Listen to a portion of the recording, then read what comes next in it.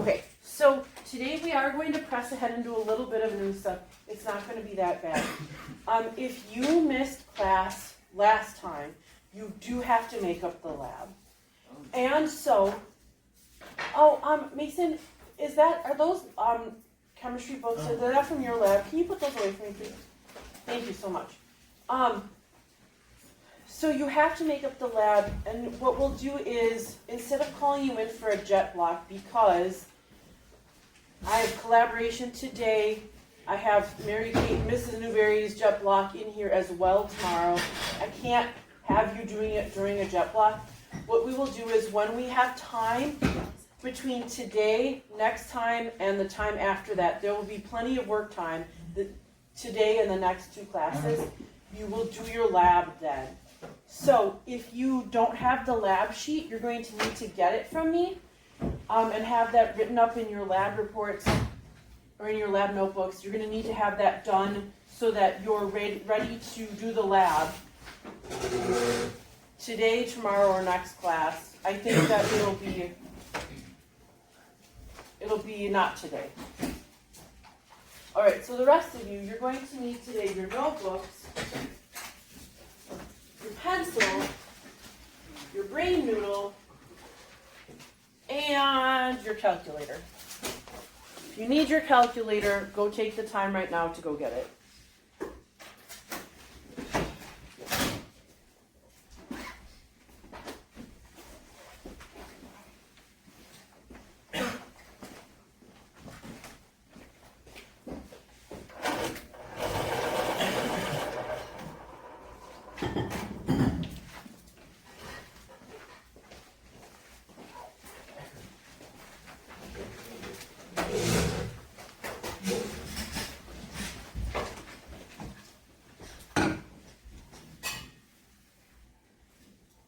Okay, so today we're going to be talking about mixtures and solutions, and we're going to get started a little bit on solution calculations, but it shouldn't be too bad. It shouldn't be too bad. Are you okay, Elliot? Yeah, I forgot my water bottle somewhere. Oh no.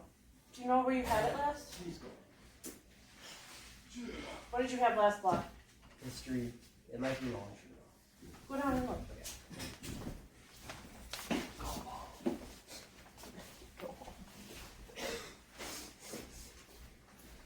Okay. Some of this might be a bit of review because somebody at some point in your time in science should have taught you some of this. Okay, so there are two main types of mixtures. There are heterogeneous mixtures and there are homogeneous mixtures.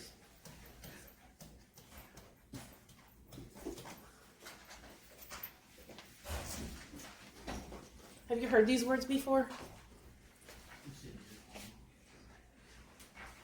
Have you heard heterogeneous and homogeneous before? No? Okay, so you know what hetero and homo mean, right? No. Okay, so hetero means different. And homo means same. So then a heterogeneous solution is one that is not the same throughout.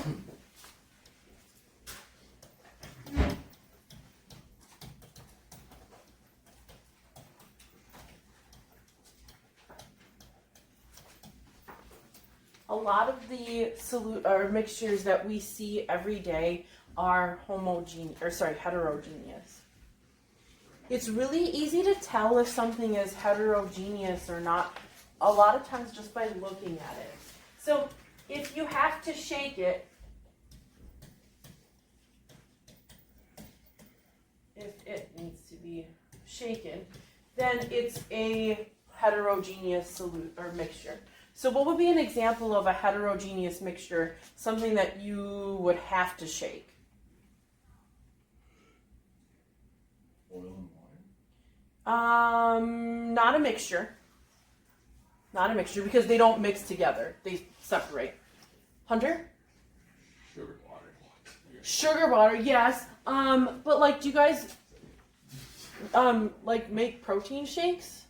Or like, how do you mix your pre-workout? I don't take them. You stir it. I'm just raw. You put like you don't need that. So if you ever make a protein shake or like Water? you add it to something, you can't just leave it in its container, right, and not shake it, right? It'll be nasty on the bottom. What's another example of something that needs to be shaken?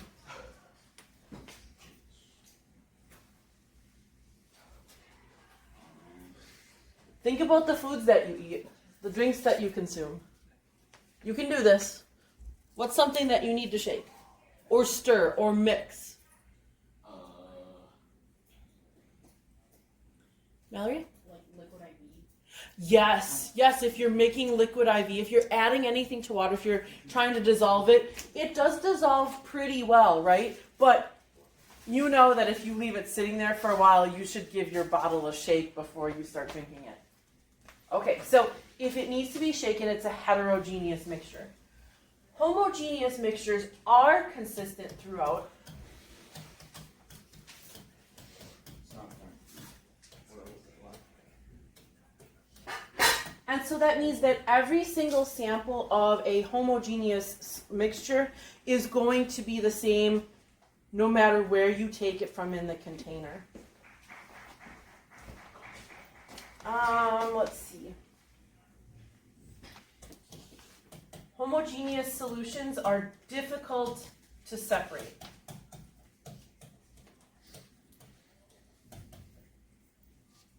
And the reason they're difficult to separate is because they mix so well together. So what's an example of a homogeneous mixture then?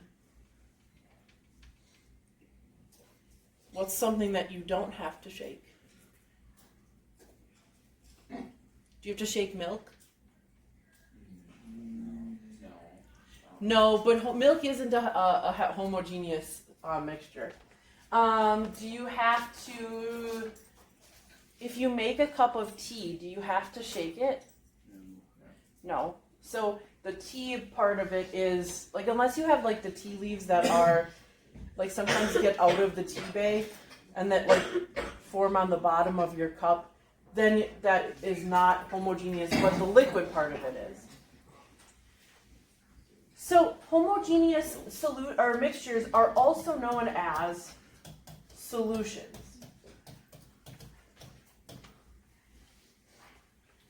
And so we use that word solution only for things that are homogeneous in nature.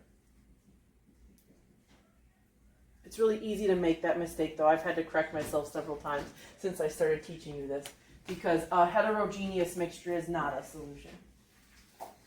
Okay, so there are different types of solutions.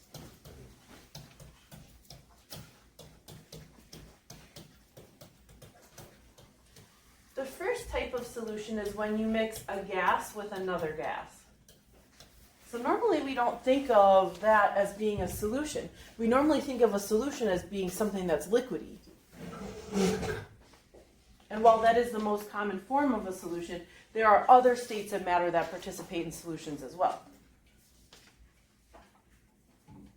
So an example of a gas plus gas solution would be the air that we're breathing.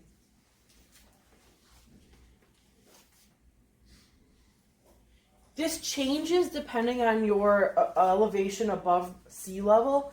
And so, like, the higher you are, like on a mountain, the less percentage of the air is oxygen. And so, it's not exactly like a perfect solution all throughout the atmosphere. But for all intents and purposes, gentlemen, in this classroom, you're breathing not just regular oxygen. You're breathing a combination of other gases as well. Do you know the other gases that are in the air? Yes, Mason? One of them is nitrogen. There's a very small percent of hydrogen. And then is a very, like, nitrogen is the most common other than oxygen, I think. Then there's a bunch of other gases as well. There's always going to be some measure of carbon dioxide. The gas that's like particularly dangerous is carbon monoxide, and there should be a very small concentration of that. Okay, so if gases can make a solution, solids can also make a solution.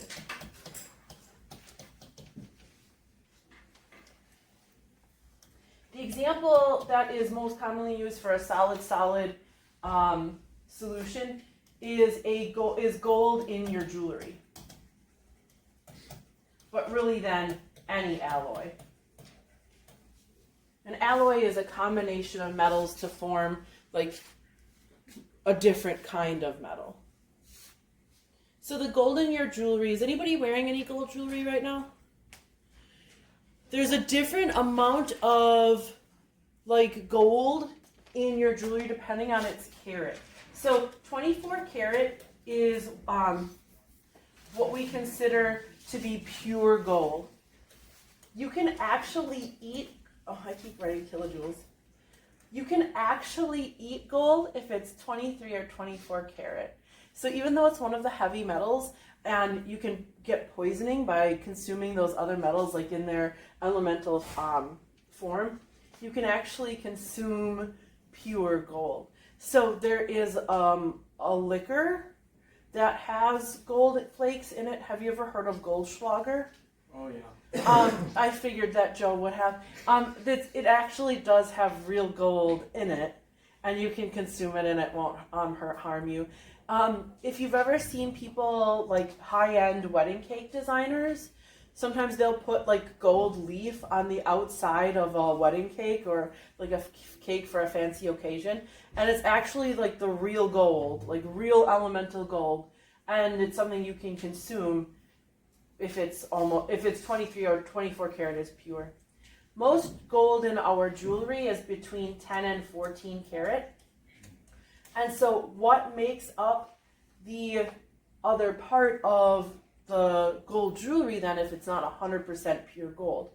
Well, other metals are added to it to sort of like, I guess you could think of it as like watering down the gold so that it's less valuable. So why would you want 10 or 14 karat gold jewelry? Because it's less expensive. But actually, like the more pure gold is, the softer it is. And so a lot of times we don't want jewelry that's very, very soft because when you slam your hand down on your desk because you're so mad with Mr. Dermis, your rings bend. So that was what happened when I got so mad with him and I popped off that time in Jet Block. I slammed my hands on my desk so hard that this ring bent. And that's pretty much anger. Pretty much anger.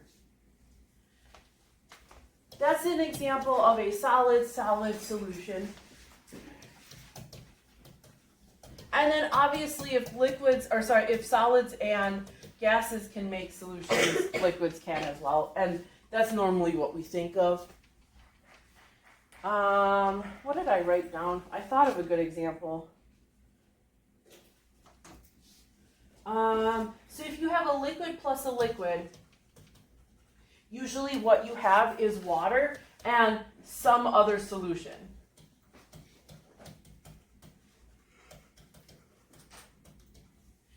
And what you have when you have water and some other liquid is really what we think of in science is called a dilution. So you're diluting the concentration. What would be an example of this? Some cleaning products have to be added to water. Sometimes if you're using bleach to clean something, you put in a little bit of bleach and like a cup of water or whatever. That's an example of a liquid solution. If you have some kind of like, anybody using the Gatorade pods? The Gatorade pods come as a liquid and then you add water, like it gets added to the water. That's an example of a liquid solution. And then the most common thing that we think of, I saved that one for last, is when we have a solid and we add it to water usually.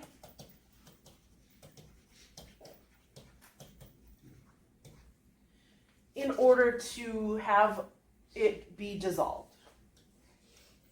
And so my example then would be like salt water or anything else that you're putting like a solid into a liquid. And that really is to dissolve.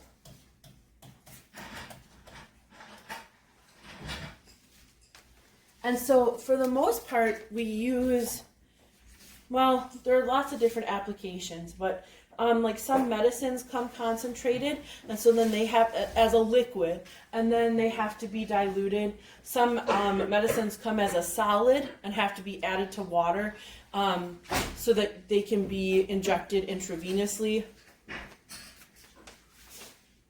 And so for the most part, we're going to be looking at solutions as being types 3 and 4.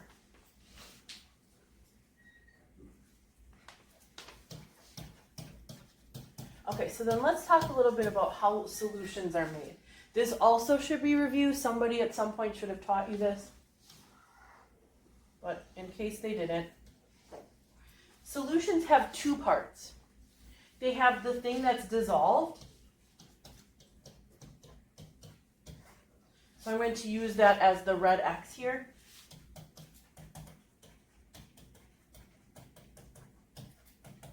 The thing that's dissolved has a special name. It is called the solute.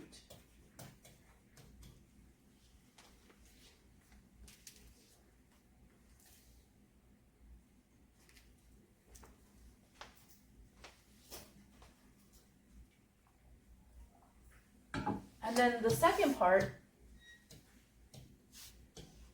is the substance that the solute is put into. And that's the thing that does the dissolving.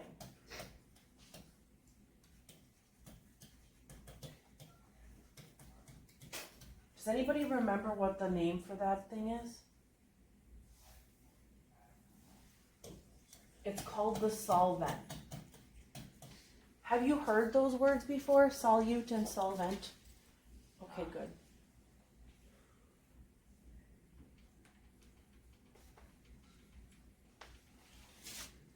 So in order to have a solution, you have to have something that's being dissolved and something that is doing the dissolving. Now it's really important to note that there is one thing that can never be a solute. There is one thing that can never be the substance that is dissolved, and that one thing is water.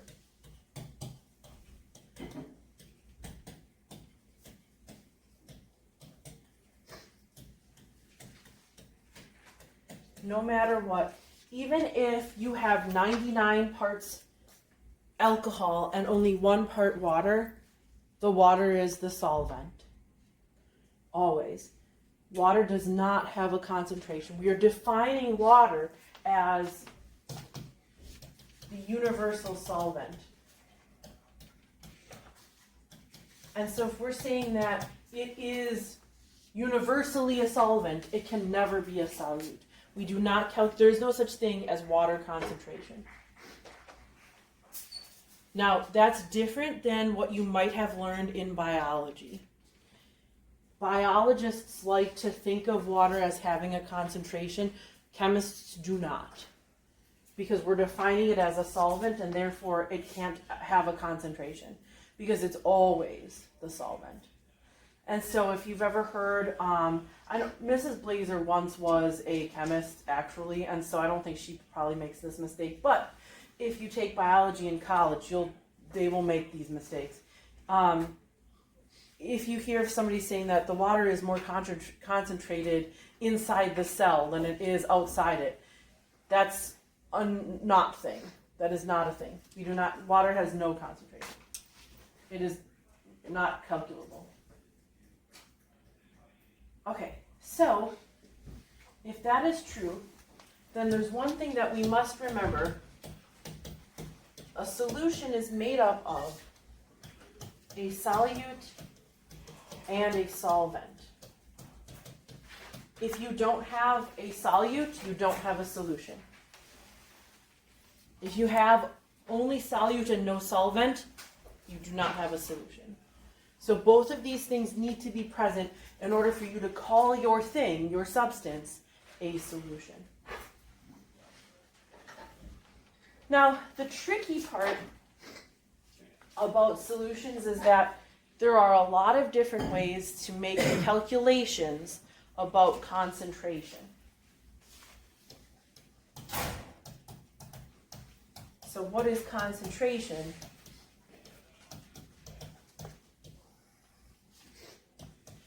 It's just really a measure of how much solute is in the solvent.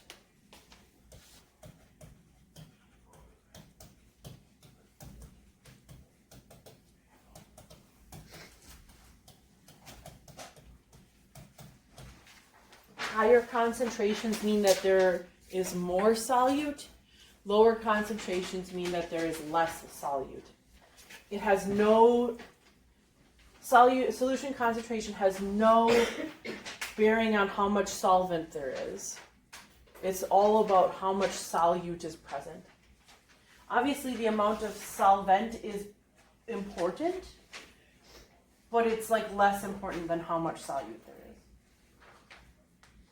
So the tricky part about solution concentrations is that there are a million ways of calculating concentration based on what you are using that solution for.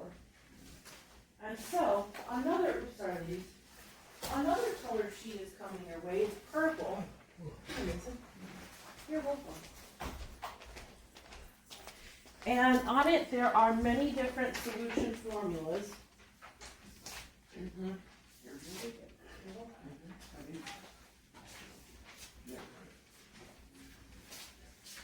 Make sure that big cookie wrapper, Hunter, ends up in the trash can. Oh well. Because I found somebody had put one inside my bookshelf the other day, and that makes me highly irritated. That was Andy Jurgensen. It was? Yeah. Okay, good. I'm so glad to know that. He's I banned can from do food. that. Okay, so let's just take a look at this really quickly. Why are there so many different calculations for concentration? This isn't even all of them. Because when we're using solutions for different things, we need to find their concentration in different ways. Okay, so there really are 5 formulas on here that will calculate concentration. So 1, 2, 3, 4, and 6. Formula number 7 on this sheet you already know how to use. It's the titration formula, and I've just included it here as a reference.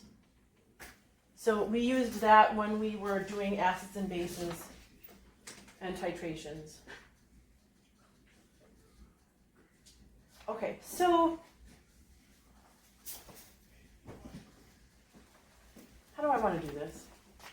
I'm going to teach to you today the first 3 formulas, and then we're going to call it a day. You said that we would have a work day together. I don't believe you.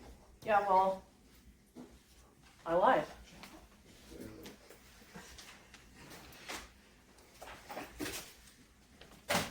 All right, so the first formula is called weight percent. And there are a couple of different ways that you can write this. There are a couple of different ways you'll see it. Sometimes it's written with the word spelled out. Should we put this on our sheet or not? No, you don't even need to write this down. I'm just writing it down to explain to you what is on here. So if you see something on the board that you think will help you, write it on your purple sheet. Okay, so it's also sometimes written as WT percent. That's just an abbreviation of the word weight.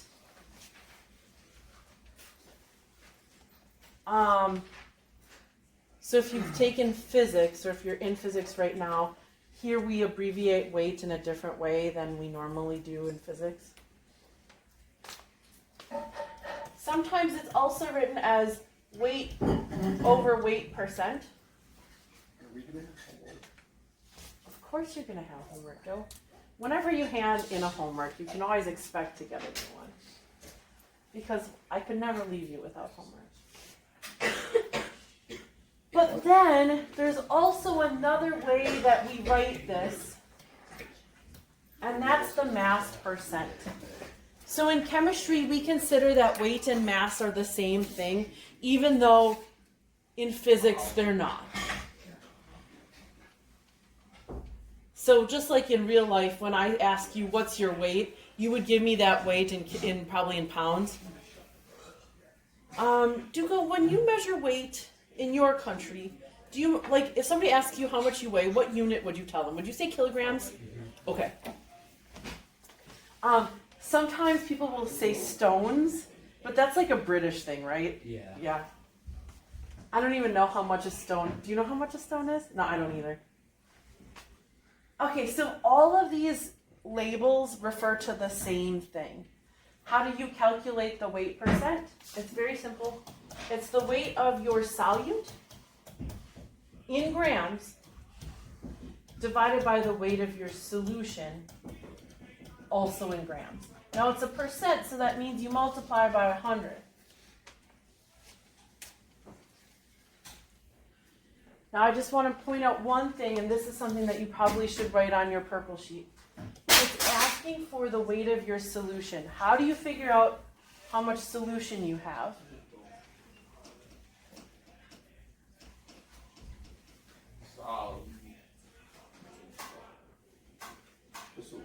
It's the solute plus the solvent.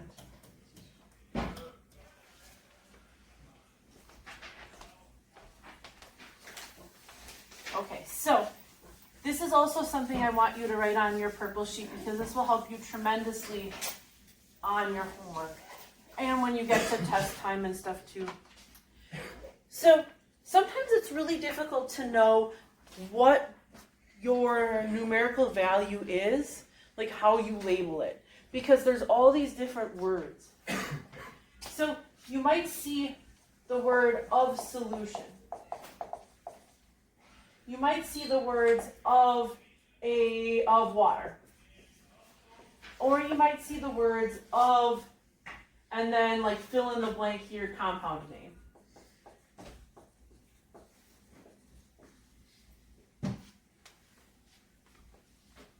So this is like a little cheat sheet for you to help you to decipher the language that you'll see in your problems. If your paper says of solution, what you have is the solution value.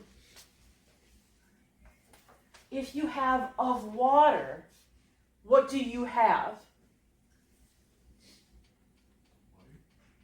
But what S word would that be? Which one of these three words is water? Solvent. Solvent. And if you see of compound name, the only other option that has to be then is the solute.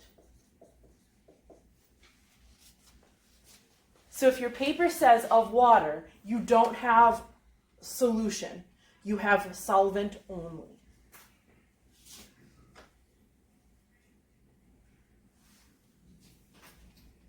Okay.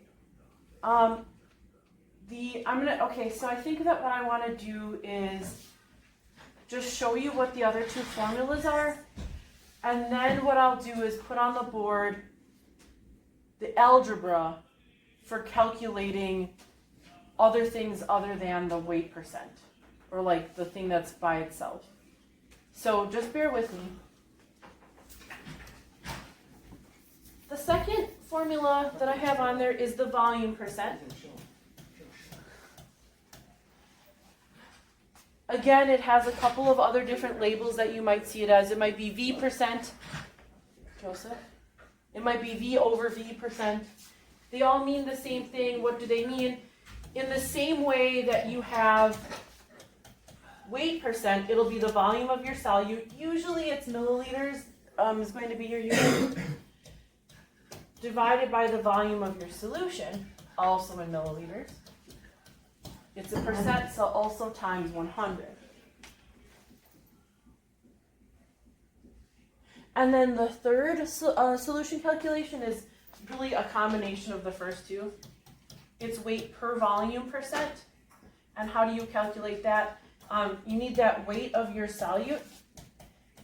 Does your formula sheet tell you that it should be in grams?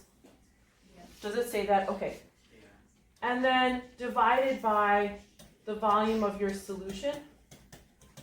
And then that has to be in milliliters. Does it say that as well? Okay, good. And then times 100%.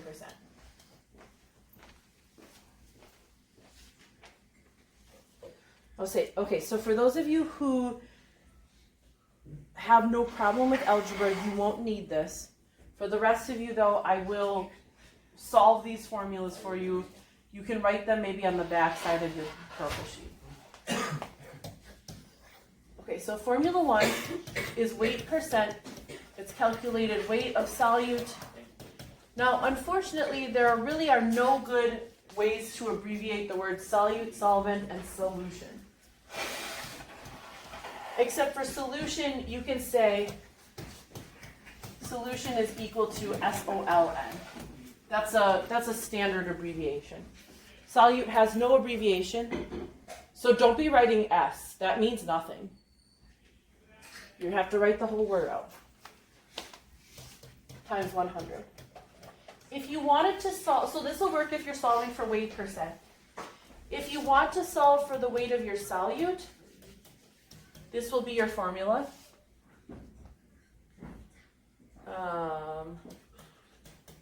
Weight percent times the weight of your solution divided by 100.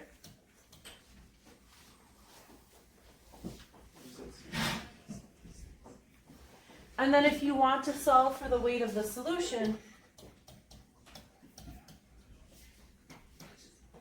so I have a trick for algebra.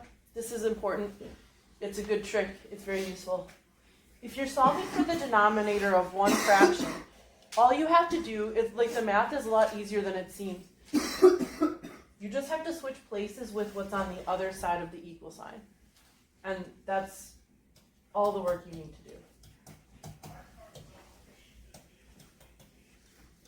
So everything else stays where it is, but I just switch places with weight solution and weight percent.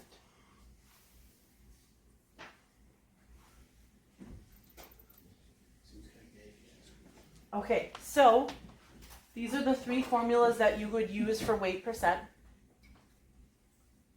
I'm just going to erase this and I'm going to write the formulas for volume percent.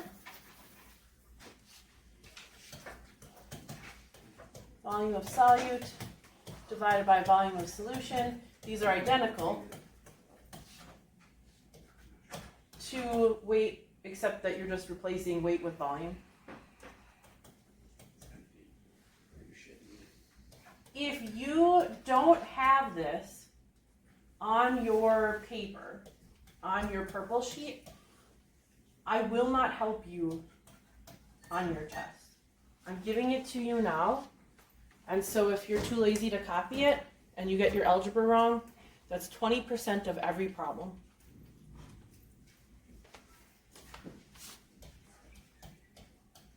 Oops.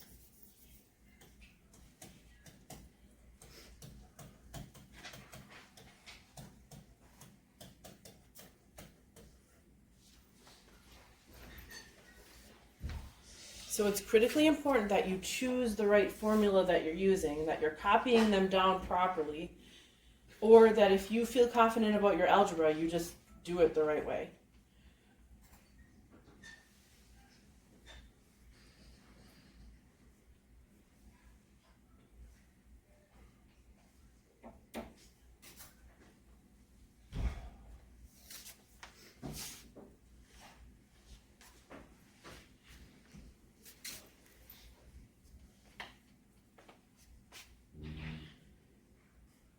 Okay, while you're finishing copying this, I will give you the formulas for the last one. I'm impatient, and so I'm going to give you your homework. This is a 6-page homework. I normally don't do that, but this stuff is hard and you need to practice. However, we're spending 3 days on this, and so I feel like you should be, if you have the opportunity to have work time during class, you should be using it. This isn't that bad of a homework. These line up with the ones they're back, just for now. This is just a separate whole thing. But, never mind. I think I asked, I was just misunderstanding.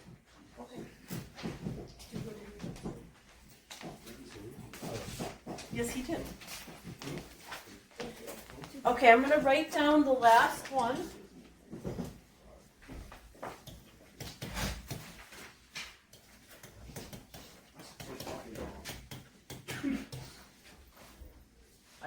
What did I just say? Clearly. You know, usually, Joseph, when I hear this much bitching, it means that I need to be making longer homeworks.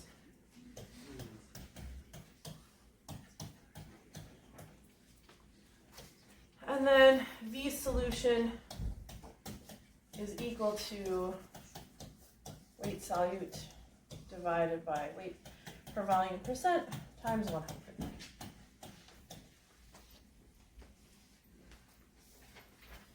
Okay, so the homework that I just gave you is not due until the end of next week.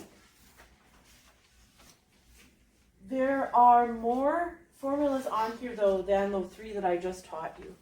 So not all of them will you be able to do today. But they're all scrambled. And so how will you know when you see a problem which formula to use? In fact, like question number 1, you're not using like the first formula on your purple sheet. So how do you know?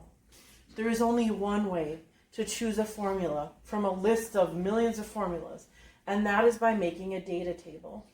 And so for the first 3 problems, you'll see that I actually have it like have your workspace broken up into the columns like I did for you on the titration formulas. And the reason I have that is because I want you to get into the habit of doing these things. I know that you don't know how to solve these formulas without putting numbers in. That's not my problem, though. And it's not yours either. But you have to be competent at figuring out these things. You have to be able to solve your formula for your unknown. I've done it for you, so choosing the right formula should be easy before you put numbers in. So that's why there is a column for equation needed. There is a column for solve the formula for your unknown. If you put math in before you have it solved, the likelihood that you'll get a wrong answer is very high. And then your teacher has to go back through and wonder where they made the mistake. I wonder where they made the mistake. That's not my problem. So I'm going to teach you the proper way to do it. I know that your math teachers have not taught you the proper way. That is their fault. It's not yours. But when you come here, you solve by putting numbers into equations first. Or I'm sorry, you do not do that first. You solve for your unknown first. Okay, so let's do a couple of these, and then I'll give you the rest of the time as time is your own. A solution was prepared by dissolving 18.3 milliliters KNO3 in 75 milliliters of water. What is the volume percent of this solution?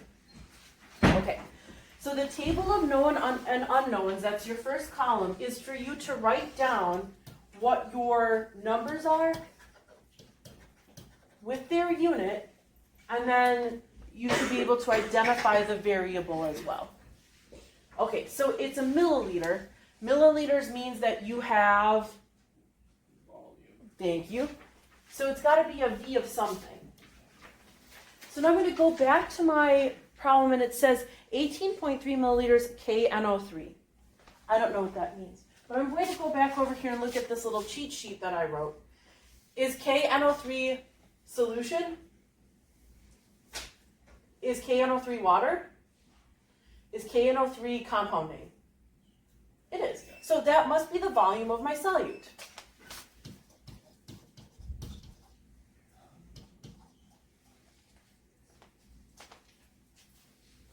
The next number that I see is 75.0 milliliters. Again, I need to do that like detective work where I see of water So we already know that it can't be solute because we've identified that. It has to be of solvent, right? Because it says of water. So that's my volume of solvent. I know that it's a volume because it's a milliliters.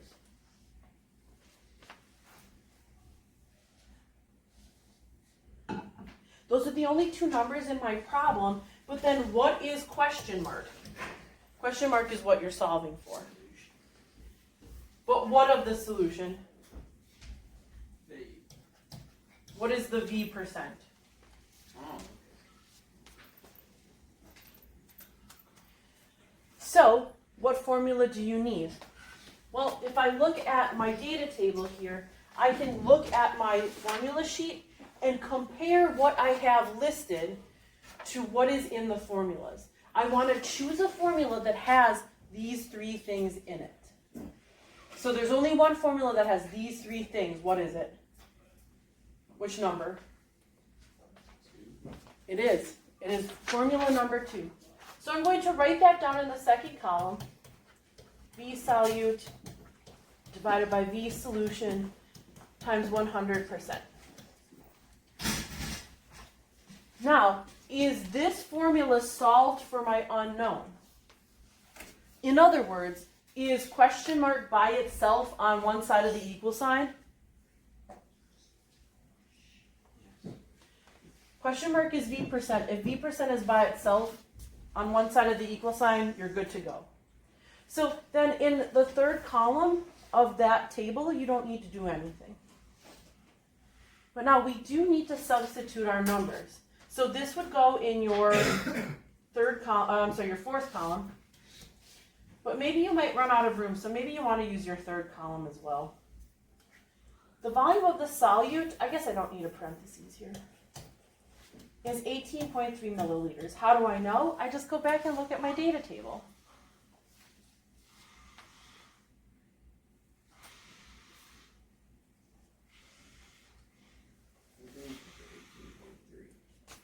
What? Where do we put the 18.3? Here. Yeah.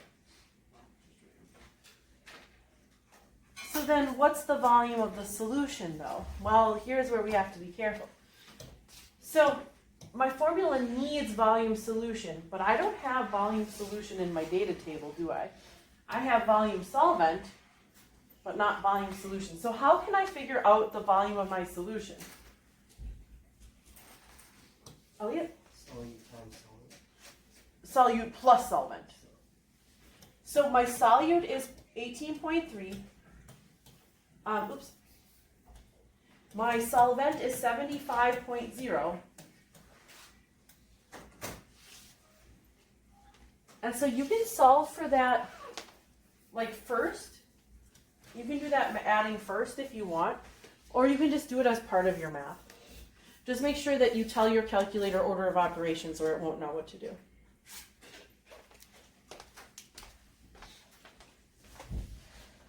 So you should get, for an answer, not that, not that. Oh, but then don't forget it's times 100 because it is a percent. Your answer should be a 19.6. 2 questions. When you write down the answer, you should ask yourself 2 questions. How many significant figures should you have? You should have 3. And what is your unit? Your unit can be found by going back to the data table. If you correctly identified question mark, what's the unit of volume percent? Well, the unit of that is just percent.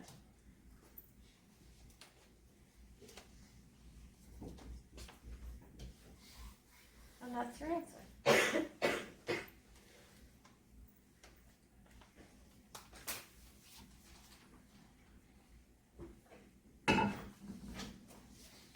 Any questions? All right, try to give number 2 a go.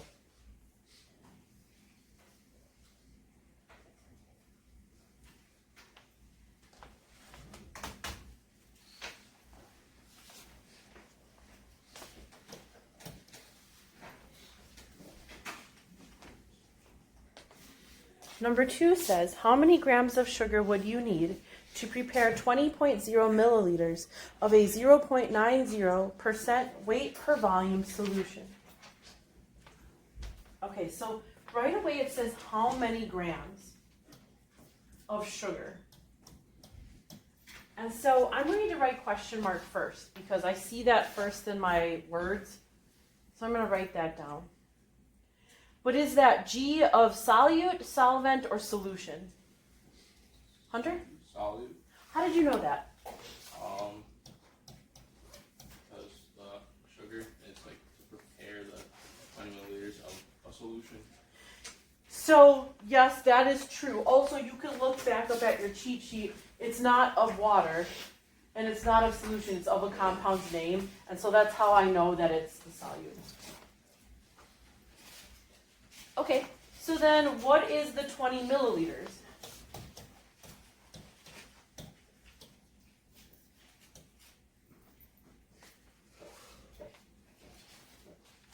It can't be the solute, but firstly, what unit is it? Is it weight or is it volume? It's a volume.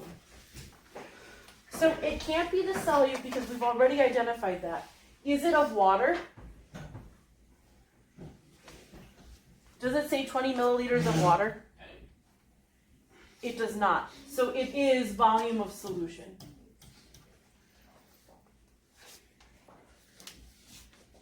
And then we see the weight per volume percent. And that's 0.90.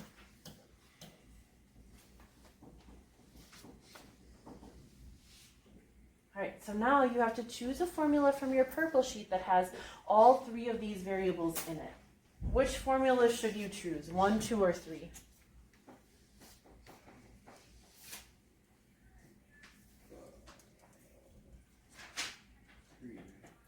Yep, it should be solution formula 3. So if you can do algebra, this is what you'll do. You'll write weight per volume percent equals volume of,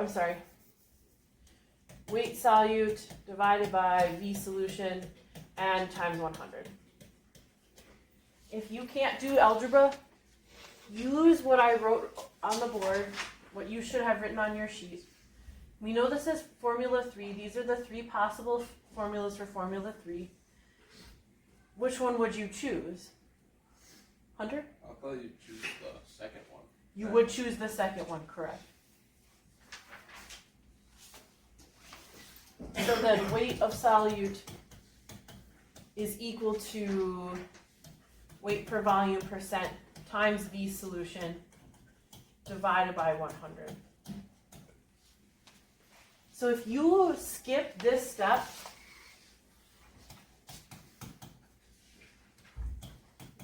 that's fine. But you have to write a formula down before you put any numbers into it. So you can't skip both of those formulas. You can skip one of them, you can skip the first one, but not the second. Alright, so now I'm going to put my numbers in.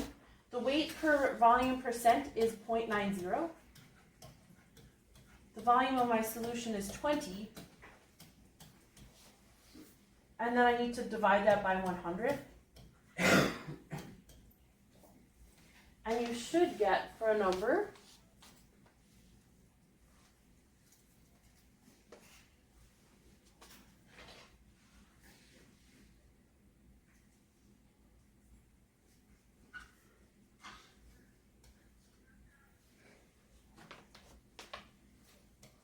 .18. The 2 questions you ask yourself are, how many significant figures should I have? How many should you have? 2. Do I have 2? I do have 2, so I'm okay. And what's my unit? Well, go back to your little data table and it'll tell you. Question mark is by grams of solute, so grams. And that's it. All right, you can try the rest of the problems on this sheet, if you don't know what words mean, it's probably because I haven't taught you that formula yet. If you don't see a percent symbol or the word percent, I haven't taught you it yet, so skip that one for now. Otherwise, you can have the rest of the time as your own. What would I do? I would maybe not work on this until maybe next class. But that's just me.